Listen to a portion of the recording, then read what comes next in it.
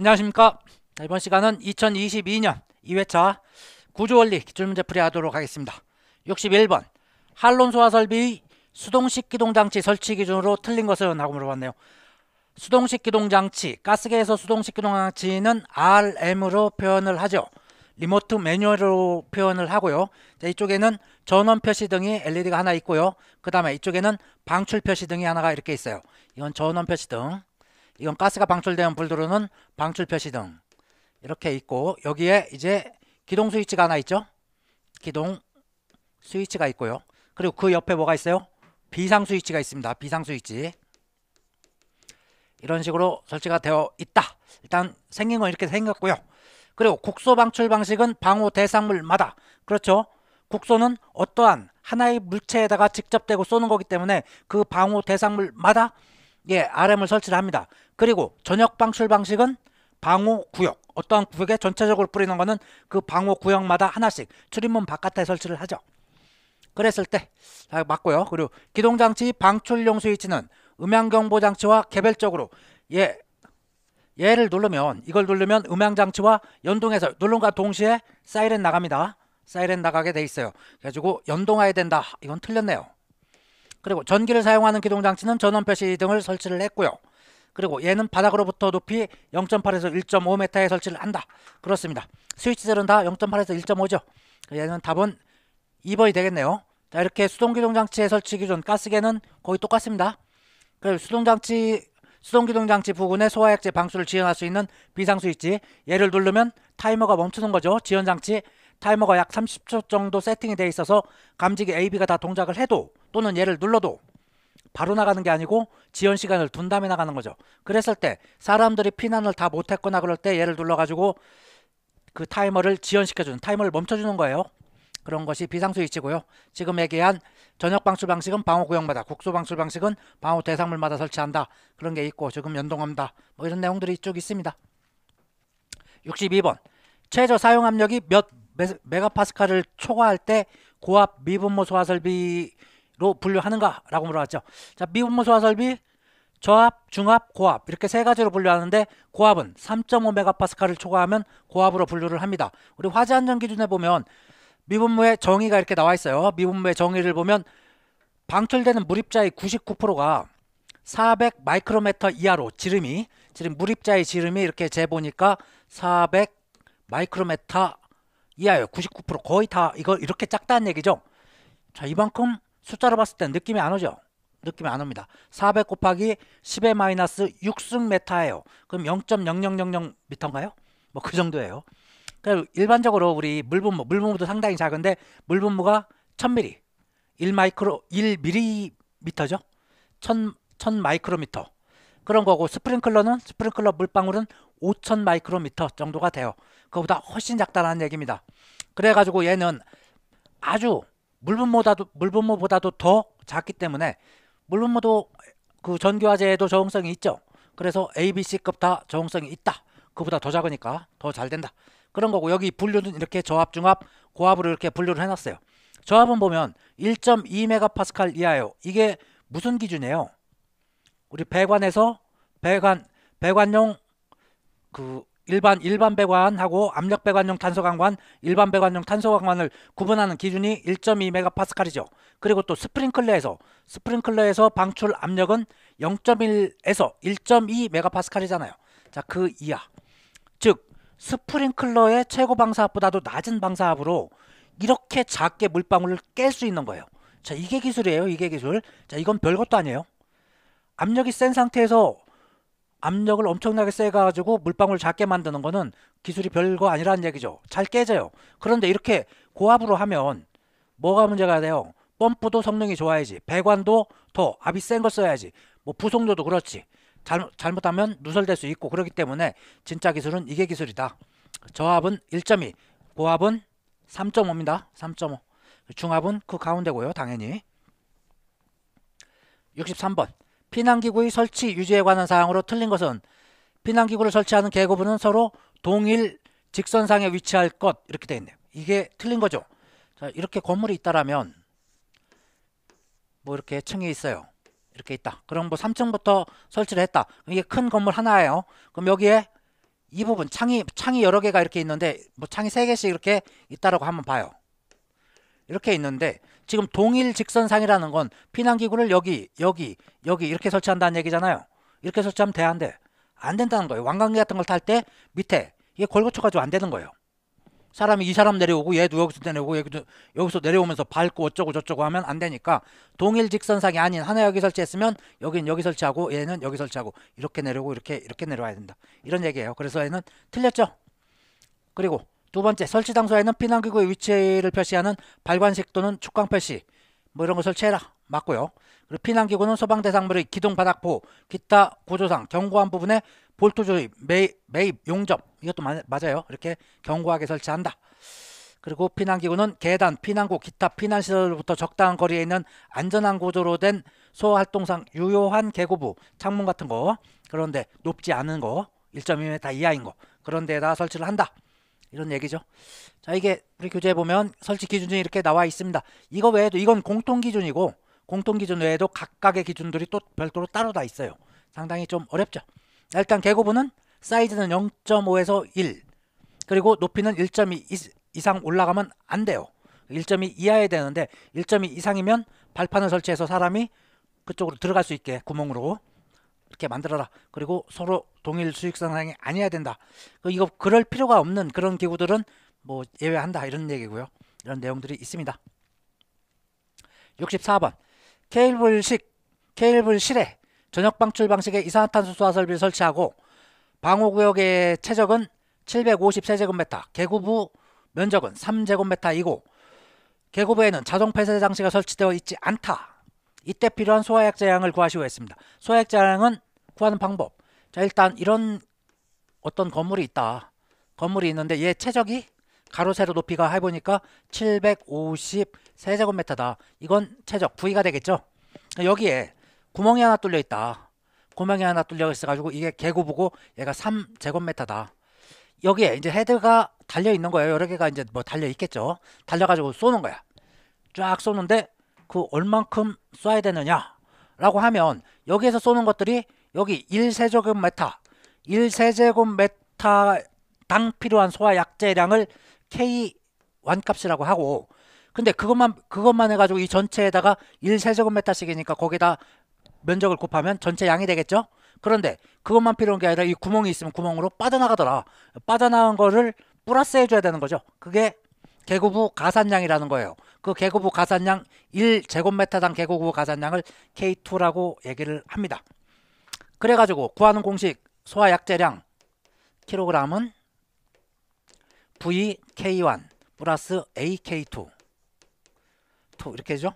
얘가 전체 최적이 V고 여기 이 면적이 A가 되는 거죠. 계구부의 면적이 A가 되는 겁니다.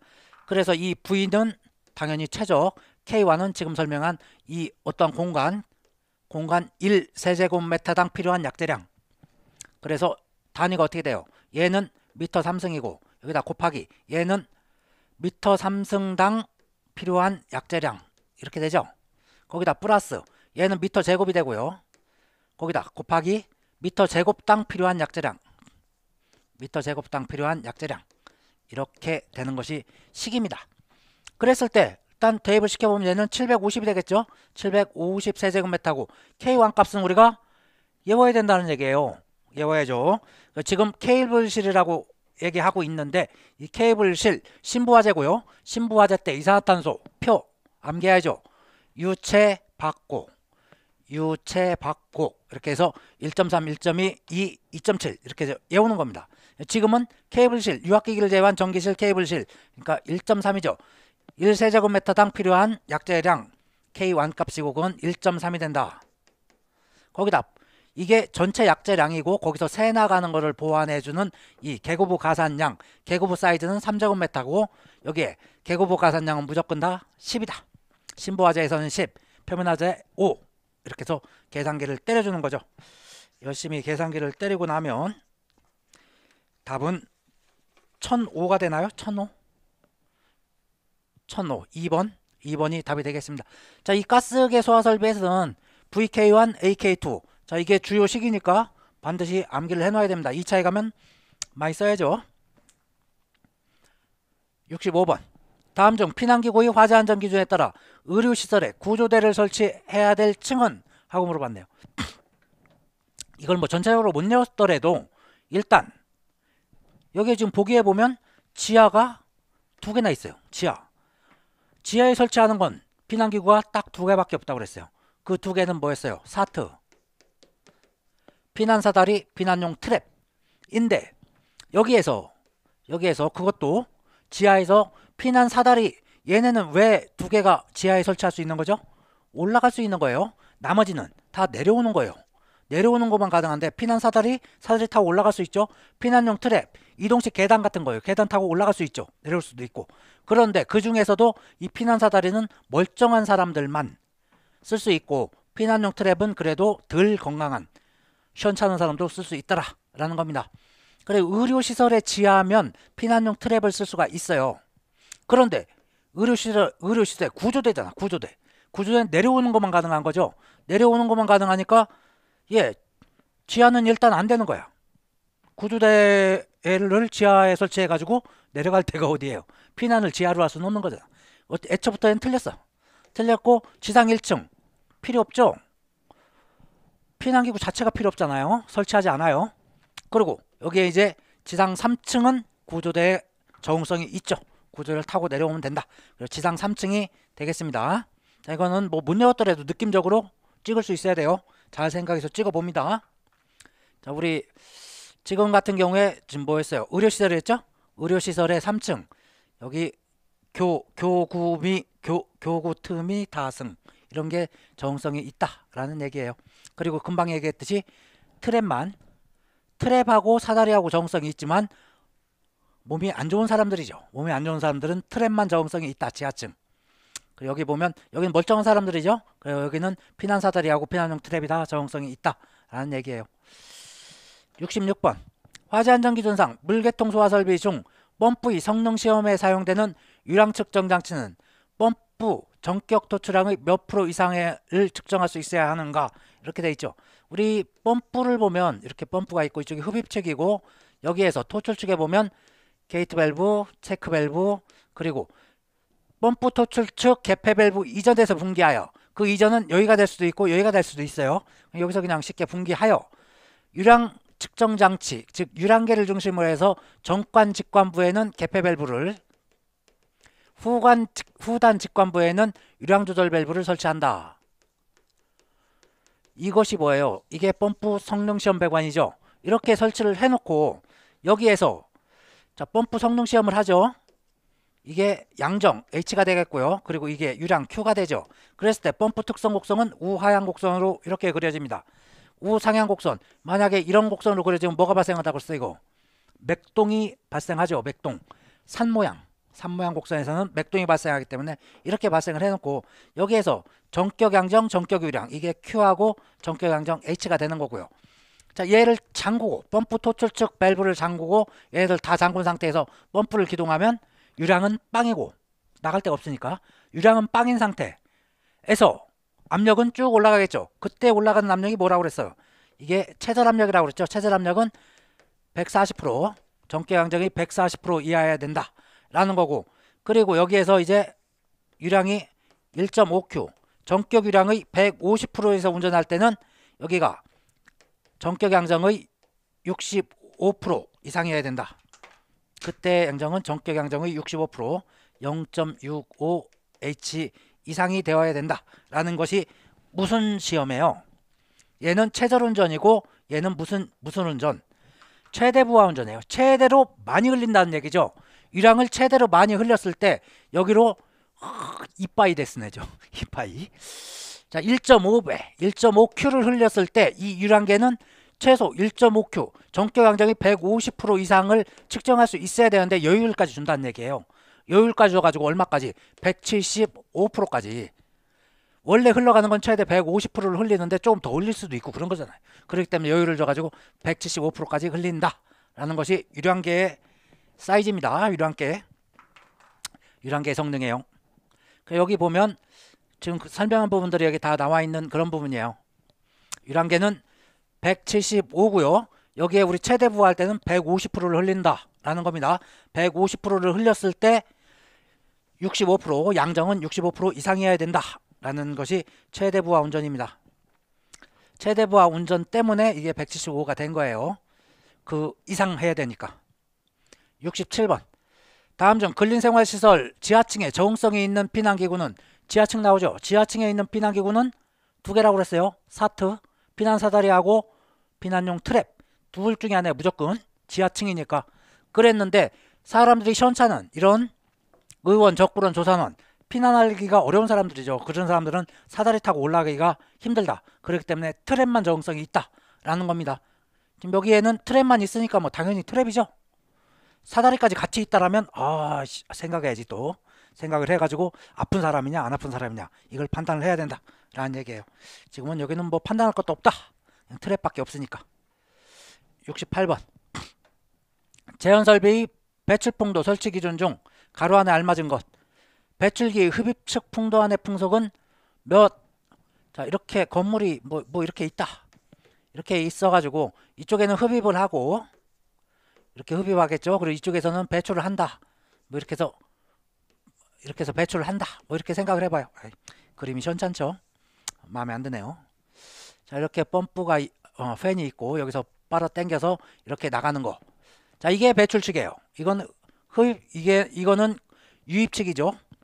그랬을 때 이 배출용 송풍기 배출기라고 하는 거예요. 줄여가지고 배출기의 이쪽이 흡입측이 되고 이쪽이 토출측이 되는 거예요. 그러면 여기에서 이게 더 빠르고 이게 천천히 나가면 여기에선 정체가 되기 때문에 못 나가겠죠. 당연히 토출측이 조금 더 커요. 그래서 토출측은 20m/s 더 빨리 나오고 여기는 15m/s. 자, 이거 이상으로 해야 된다. 그랬을 때 이쪽이 크니까 더 잘 빨아들이니까 빨아 나가는 겁니다. 근데 유입측 같은 경우에는 똑같이 그냥 20씩 하고 있어요. 자, 그래서 답은 뭐 일단 4번이 되겠죠? 답은 4번입니다. 자, 그 부분이 여기 이렇게 있어요. 배출기와 배출풍도의 접속 부분에 사용하는 캔버스. 우리가 이렇게 이렇게 팬이 있다라고 하면 배출팬에 이렇게 생겼다. 그 여기 이제 전동기가 이렇게 있어서 이렇게 벨트를 걸죠. 이렇게 있을 때 얘하고 이제 덕트하고 얘가 돌기 때문에 진동이 발생해서 여기다가 캔버스를 이렇게 천 같은 걸 이렇게 하죠. 자, 이걸 얘기하는 거예요. 내열성이 있는 걸로 한다 라는 거하고 전동기, 배출기, 전동기와 배풍기는 분리하여 설치하고 배풍기 부분에 유효한 내열 처리를 한다 이런 거고요. 그리고 배출풍도는 아연도금 강판 풍도, 그리고 이와 동등 이상의 내식성, 내열성이 있는 것으로 하고 뭐 한다 하고 아까 말씀드렸던 이거 흡입측은 15, 토출측은 20 이하. 이하죠, 이하. 이상이 아니고 이하. 자, 그리고 강판 두께 가끔 한 번씩 나오죠. 이 덕트의 사이즈에 따라 가지고 크기에 따라 가지고 이렇게 강판 두께가 차이가 납니다. 배관이 원형이든 아니 덕트가 원형이든 또는 자 이러한 이게 뭐예요? 하여튼 사각 덕트 잘 안 그려졌어요. 다시 한번. 이러한 사각 덕트일 때 이 긴변이나 또는 직경에 따라 가지고 크면 클수록 이 함석의 두께도 두꺼워야 된다. 이런 개념이에요. 그래가지고 이것이 가끔 나오는데 수치는 뭐 외우기는 조금 까다로워요. 그래서 그때 문제가 나오면 그 문제 하나하나에서 그냥 해결하는 걸로 하고 이걸 뭐 통째로 외우기는 좀 그렇습니다. 69번 스프링클러 헤드에서 이융성 금속으로 융착되거나 이융성 물질에 의하여 조립된 거. 이융성은 시우리자, 녹을융자죠. 쉽게 녹는다. 납 같은 걸 얘기하는 거예요. 납 같은 건 온도가 조금만 올라가면 녹죠. 자, 그거를 뭐라 그래? 그거를 퓨지블링크라고 얘기를 합니다. 잘 녹는 거. 유리벌브는 자, 유리 구 같은 데에다가 알코올 같은 걸 집어넣은 거예요. 자, 다시 한번 이 그림을 한번 볼게요. 이렇게 그림을 보면 가멜 부위 종류에 따른 분류해가지고 퓨지블링크하고 유리벌브가 있어요. 이건 퓨지블링크, 여기 있는 게 이게 퓨지블링크예요. 그리고 여기는 그라스 벌브라고 하는 겁니다. 그래가지고 얘는 납 같은 걸 사용해가지고 화재가 나면 얘가 녹아 떨어져서 이 부분이 쏙 빠져나가요. 그럼 물이 이쪽에서 이렇게 나와가지고 디플렉터를 막고 이렇게 퍼져나가는 이런 거죠. 마찬가지로 얘도 온도가 올라가면 이게 얇은 유리 속에 알코올 같은 걸 넣어가지고 온도가 올라가면 알코올이 팽창하면서 유리가 깨져나가요. 깨져나가면서 이쪽에서 쏙 빠져나가고 물이 위쪽에서 나오죠. 나가요. 디플렉터를 막고 이렇게 불을 끄는 거 이런 겁니다. 그래가지고 자, 이융성 금속을 사용하는 건 퓨지 브링크, 그리고 유리 벌브를 사용한 건 그라스 벌브라고 얘기를 합니다. 자, 이걸 스프링클러에 분류해서, 자, 아까 같은 경우는 가멸부에 따른 분류가 있고, 이 가멸부에 따른 분류에서 다시 한번 보면, 자, 이 폐쇄형 헤드, 이게 폐쇄형 헤드인데 폐쇄형 헤드에 3요소가 있어요. 여기에서 보면 이게 프레임이에요. 프레임과 디플렉터, 여기가 디플렉터죠. 디플렉터, 그리고 가멸체 또는 가멸부라고 얘기하는 이 세 가지 요소가 폐쇄형 헤드의 3요소예요. 3요소. 여기에서 보면 문제에서도 3요소가 다 나오죠. 프레임, 디플렉터, 그리고 이게 가멸부. 자, 이게 3요소입니다. 그리고 폐쇄형 헤드하고 지금 개방형 헤드로 이렇게 분류하는 방법도 있죠. 분류해서. 이렇게 여기에 가멸부가 있는 거, 이거 가멸부가 여기 구멍을 막고 있어요. 그걸 폐쇄형 헤드. 구멍이 그냥 여기 뚫려 있어요. 뻥 뚫려서. 이건 지금 상향식인데 두 개 다. 여기서 그냥 물이 오면 그냥 디플렉터를 받고 이렇게 퍼져버리는 거죠. 자, 이건 헤드가 개방돼 있어서 개방형. 저건 폐쇄돼 있어서 폐쇄형. 폐쇄형의 종류, 폐쇄형에서는 퓨지 브링크를 폐쇄한 게 있고 그라스 벌브를 폐쇄한 게 있고 이렇다라는 거예요. 70번. 특수가열물을 저장 취급하는 공장 또는 창고에 적응성이 없는 포소화 설비는, 특수가열물 같은 경우에는 우리 뭐 면화, 농사, 뭐 종이부스러기 뭐 등등등등 해가지고 화재 발생 시 화재 연소 확대가 상당히 빠를 것으로 판단해가지고 소방기본법에서 특별히 정하고 있는 그런 물질들이죠. 그러다 보니까 화재가 발생했을 때 그 속에 들어가서 직접 불을 끈다는 건 거의 불가능한 얘기예요. 그래서 거기에다가 포를 설치를 했다라면 거의 자동식 시스템이나 또는 고정식 이런 걸 사용을 하고, 사람이 노즐을 들고 가서 끄는 거는 적응성이 없다라는 거예요. 가서 끄다가 다 죽는다는 얘기예요. 그래서 그 개념을 안다라면 여기 고를 수 있죠. 고정포 방출구. 고정포 방출구는 우리 뭐 1, 2, 3, 4 특형 뭐 이런 그런 거 하듯이 그런 고정포나 또는 고정식 고발포형 이런데 실 같은 데에는 고발포를 쓰죠. 그래가지고 붙어 있어요. 벽에 붙어 있어가지고 거기에서 포가 막 나오는 그런 겁니다. 그런 걸 고정포 방출구라고 얘기하고, 압축 공기포도 헤드가 달린 것이 있고 또는 노즐로 쏘는 것도 있고 그래요. 그리고 포 워터, 이것도 헤드죠. 헤드. 포 소화전은 옥내 소화전 같은 개념이에요. 포가 나오는데 호스를 끌고 와서 끄는 거예요. 이건 사람이 가야죠. 죽는다고. 죽기 때문에 안 된다고요. 자, 다시 한번 확인을 해보면 특수가열물 저장 창고 또는 차고 주차장, 항공기 경납고 이런데 사람이 직접 들어가서 쏘기는 애매하다. 그래가지고 헤드, 얘도 헤드, 그리고 고정포 방출구, 고정되어 있는 거, 압축 공기포 이런 걸 사용할 수 있고, 호스릴이나 포소화전, 이건 호스 있는 것들이에요. 호스 있는 것들이 사용할 수 있는 데는 이렇게 완전 개방된 옥상 주차장, 버틸만 하죠. 한번 버텨봐요. 그리고 지상 1층으로서 지붕이 없는 부분, 이것도 버틸만 하겠죠. 고가 밑에 주차장으로서 주된 벽이 없고 기둥뿐 아니라 이 딱 봐도 잘하면 살 수 있겠다 라는 거고, 나머지 아이씨 가면 죽어 이런 거예요. 그 개념으로 판단을 하면 됩니다. 그리고 발전기실, 엔진 펌프실 뭐 이런 데는 고정식 압축 공기포, 작은데 이런데 위험한데 그런 데는 고정식 압축 공기포를 설치할 수 있다라고 돼 있어요. 이 압축 공기포는 뭐냐면, 이 간단히 제가 이렇게 그림을 갖다 삽입을 했는데, 지금 여기 보면 여기 물이에요. 물과 그리고 압축 공기죠. 압축 공기, 그리고 얘가 포약제죠. 세 개가 이 포챔버에, 이 믹싱 챔버에 쫙 들어오는 거예요. 그럼 여기 보면 이건 질소인데 이게 압축 공기라고 보면 되고, 압축 공기가 들어가고 여기 물이 있고 여기 약재가 있어요. 세 개가 이 안에서 고압으로 이게 섞이는 겁니다. 섞이면 그 포가 발생을 하는데 그 포가 그 면도 크림 같이 아주 얇고 미세한 부드러운 그런 포가 발생을 하게 돼요. 그 포를 쏘는 거, 그거를 압축 공기포라고 얘기를 하는 겁니다. 그래, 압축 공기포가 이쪽으로 노즐, 호스로 이렇게 나오는 것도 있고, 그거를 노즐을 고정시켜 가지고 헤드 형식으로 만드는 것도 있고, 뭐 그렇다라는 얘기예요. 여기 보면 CAF 노즐이라고 되어 있는데 이게 컴프레셔 에어 폼의 약자입니다. CAF. 대략 그렇고요. 71번. 자동화의 탐지 설비의 감지기 작동과 연동하는 분말 소화 설비의 자동식 기동장치의 설치 기준 중 가로 안에 알맞은 것, 이렇게 물어봤네요. 분말이죠. 전기식 기동장치로서 몇 병 이상의 저장용기를 동시에 개방하는 설비는 2병 이상의, 자, 저장용기라고 돼 있어. 저장용기는 7병이죠. 근데 3병짜리도 있죠. 3병은 뭐예요? 가압용기. 이건 저장용기. 자, 이 저장용기는 분말에서는 실질적으로 이 저장용기를 7병 뭐 이런 게 없어요. 없는데 그 CO2나 하론 같은 거 그런 것은 당연히 한 병씩 이렇게 저장을 하죠. 분말을 하나씩 이렇게 해가지고 저장하는 게 어딨어. 근데 그 화재안전규정에 그렇게 돼 있어 이게. 그래가지고 저장용기는 7병, 말도 안 되는 소리지만 뭐 그렇다고 해요. 그리고 가압용기는 3병을 넘으면 우리는 일반적으로 가스 압력식을 많이 사용하는데 전기식을 사용하면 2병당 솔레노이드를 달아라 이런 얘기예요.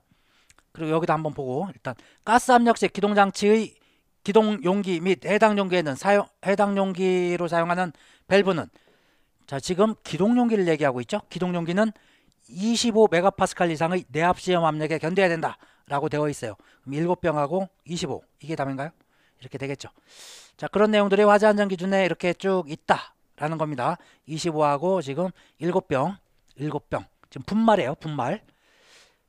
자 이런 내용이 있는데 지금 이게 무슨 뜻이냐면 지금 여기에서 얘기하는 7병 이걸 분말이라고 가정을 해보면 분말을 저장해 놓은 병이 이렇게 따로 이렇게 하는 게 있더라. 누가 있나고 했는지는 모르겠어.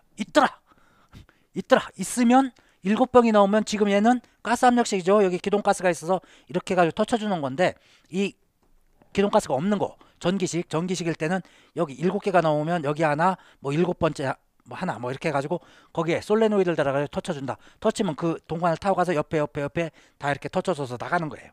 이런 개념이라고 보고 실질적으로는 분말에는 없어요. CO2나 하룬에 있는 거예요. 근데 화재안전기준에 들어있다라는 거고 이 가압용기는 분말에 있죠. 분말에만 있는 거예요.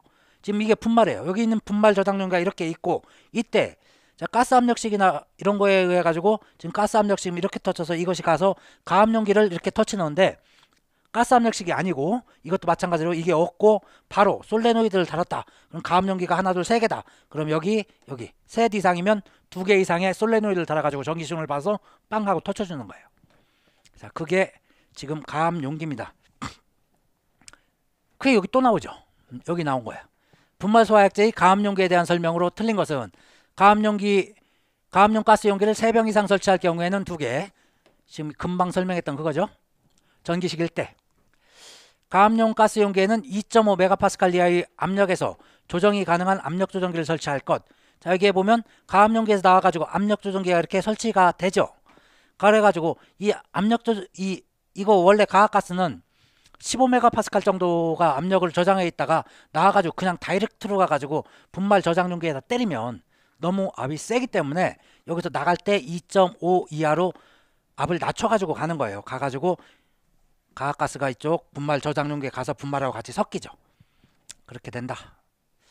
그리고 3번 가압용 가스의 질소를 사용하는 경우에는 질소가스는 소화약제 1kg마다 20리터 20리터가 아니죠.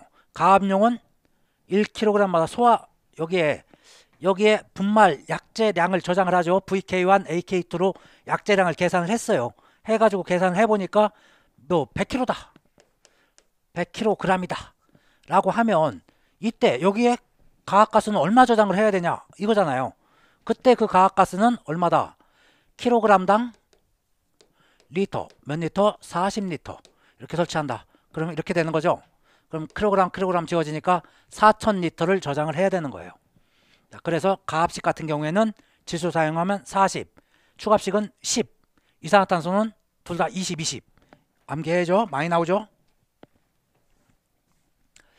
자, 그 부분이 여기에 있습니다. 여기 지금 그게 틀린 거죠. 여기 가압가스는 질소는 40리터 그리고 질소 축압용은 10리터, 이산화탄소는 가압식도 축압식도 20 이렇게 된다라는 거예요.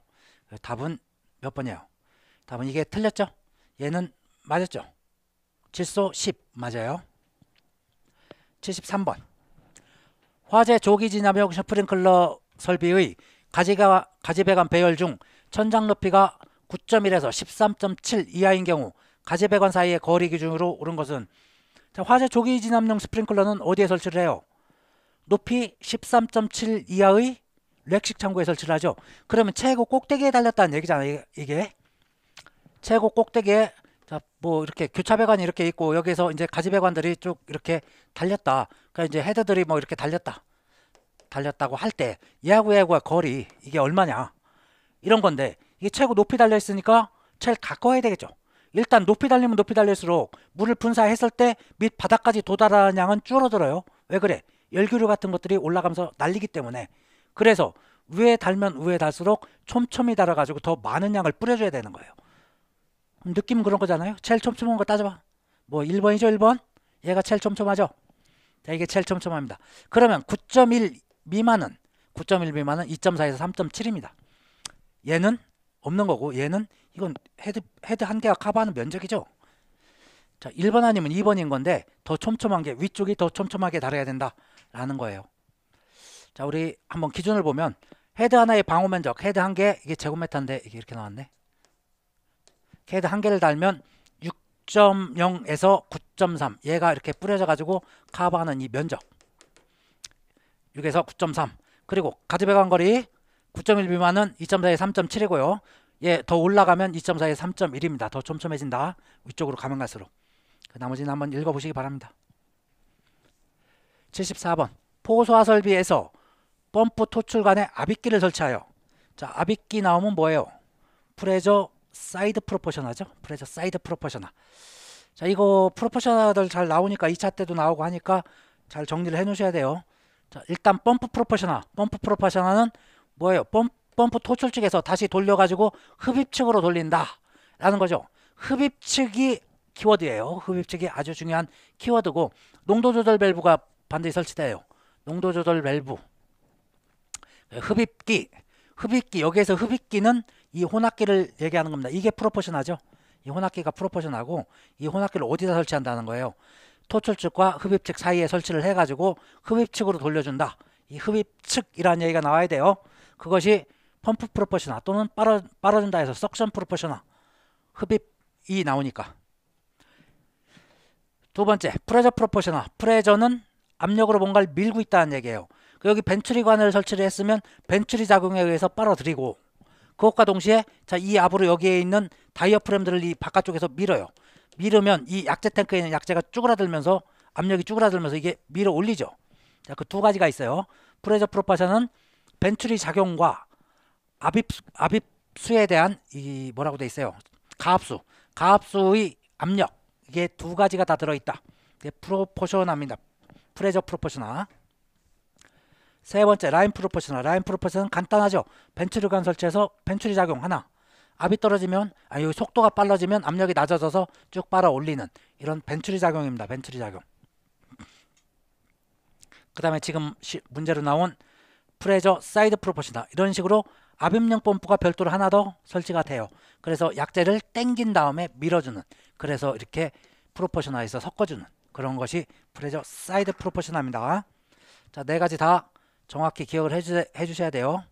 펌프 라싸 4개예요.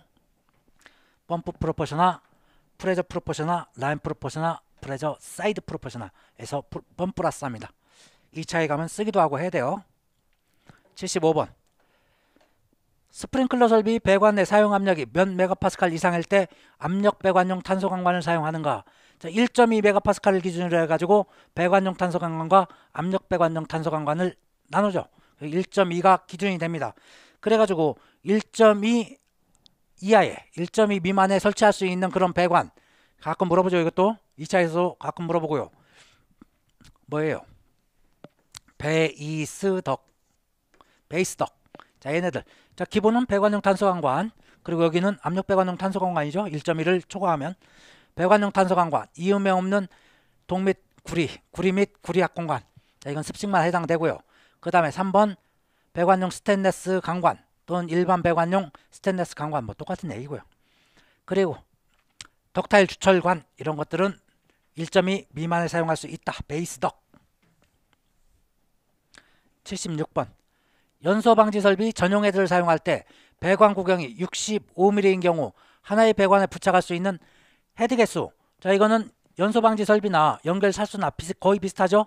맨 끝에 80짜리 빼고는 다 거의 비슷하니까 이 표를 암기해야 돼요. 2차 때도 사용해야 됩니다.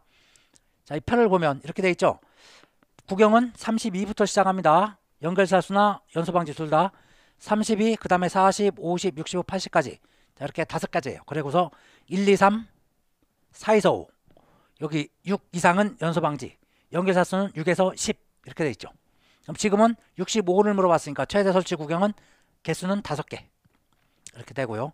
그리고 헤드는 전용 헤드, 연결이 아니라 연소 방지 전용 헤드를 쓰면 헤드 간거리예요. 헤드 간거리가 2m, 2m 이하고 스프링클러 헤드를 쓰면 1.5m 이하. 이것도 잘 나오죠.